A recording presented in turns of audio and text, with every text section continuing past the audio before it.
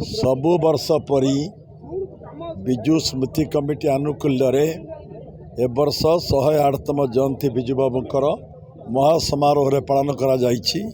सुकिंदा निर्वाचन मंडली विभिन्न पंचायत विजु पट्टनायक भल पाउथबा लोक माने माँ मौसी माने युवक माने वर्षिया लोक माने योगदान करिसेंती।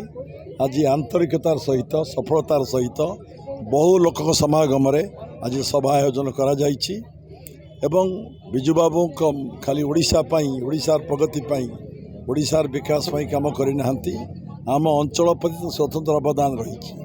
आज कलिंग नगर प्रतिष्ठा जी है अवदान, पारादीप दैतारी जो रास्ता होता एक्सप्रेस सड़क ये अवदान एवं ओडिशा खनि निगम है दैतारी कालियापाणी सरकारी खनि भितर से पशिची अवदान। ओडिशा सुकिंदार अर्थनीति विकास विजु बाबू स्वतंत्र भाव अवदान रही।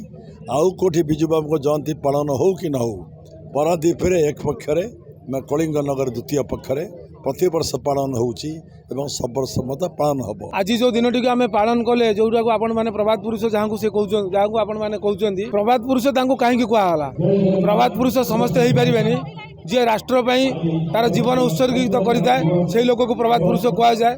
तेणु आज दिन में आम समस्त गोटे कथा कहीपर जदि विजु बाबू को प्रकृत में भल पाऊ नीति आदर्श को भल पाओ सी थे युवक मान प्राण केन्द्र सी चाहूले युव शक्ति एकाठी हो नूतन ओडिशा गठन हम जो युव शक्ति एकाठी नुह से राष्ट्र गठन करने संभव नुह।